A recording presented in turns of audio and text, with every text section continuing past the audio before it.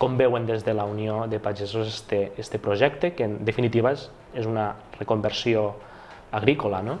A Rasquera diuen que de les oliveres i dels ametllers ja no poden viure, que han d'optar per un altre tipus de conreu. Com veuen aquest projecte des del sindicat? Bé, és un projecte que dins el marc del Congrés, això, entre passillos, s'acaba parlant. Tu que ets de les Terres de l'Ebre, veigues, no? Qui portarà el sector de la marihuana a la casa? Clar, sí que hi ha responsable de sectors vegetals, com ho incluirem? Una mica en allò de broma, però també seriosament. És una de les coses que, avui per avui, possiblement ningú havia sigut capaç de posar damunt la taula. L'Ajuntament de Rasquera ha posat damunt la taula aquesta problemàtica. Bé, jo no soc jurista, nosaltres no som juristes per a saber si la legalitat és legal o no és legal. Els altres ho diran, som els que ho tenen de fer.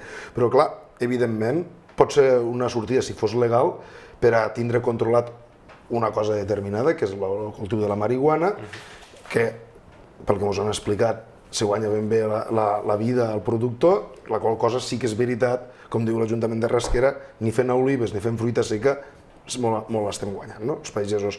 Per tant, hauria de ser l'únic sector agrícola que deu estar bollant i que funcionaria. Nosaltres a la casa, a la Unió, ens va passar ja fa un temps que una associació també de Barcelona s'havia posat en contacte amb nosaltres també per parlar d'aquest tema. O sigui que això no és un tema nou a la Unió de Pagesos, sinó que no feia també un quant temps, s'havien posat en contacte per a veure com ho veuríem, si es podia cultivar. O sigui, pràcticament hi ha gent que s'està movent dins d'aquest espai i sempre la cosa que et fa temor és si serà legal o no serà legal, però evidentment nosaltres ho diran. La sortida a la crisi agrària, home, si tothom se fica a fer marihuana, evidentment que la marihuana anirà al mateix preu que va l'oli o que va la fruita seca. És una sortida? Possiblement per a alguns. Clar, és una cosa molt novedosa i la qual cosa és una xerrada entre passadissos. L'estiu passat, per exemple, les forces de seguretat van localitzar una plantació de marihuana enmig d'un camp de cirerers de Paüls. Això seria un fet aïllat o des del sindicat tenen constància de més plantacions de marihuana aprofitant conreus legals? Bé, només cal llegir la premsa. Si llegissis la premsa arreu de Catalunya tindries compte que no és un fet aïllat que hi hagi marihuana al mig d'un camp de cirerers a Paüls.